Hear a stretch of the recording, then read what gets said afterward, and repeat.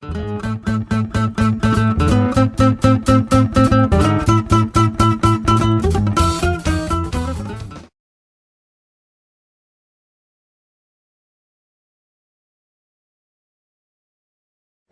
еще одна фишка.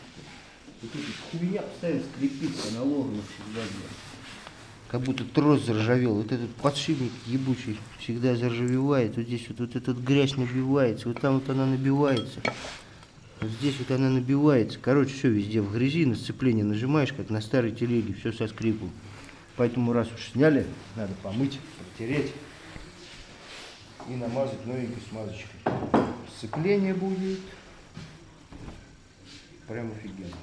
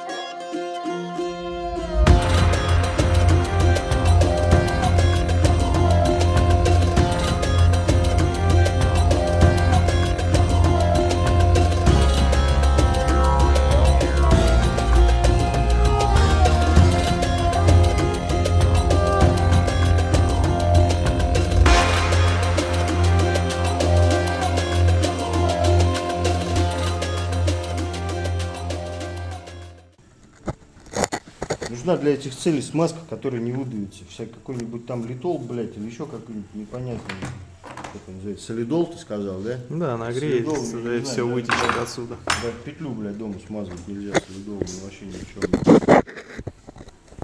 Давай не будем унижать любителей солидола. Никакого не хрустит, ничего. Не, вообще нормально.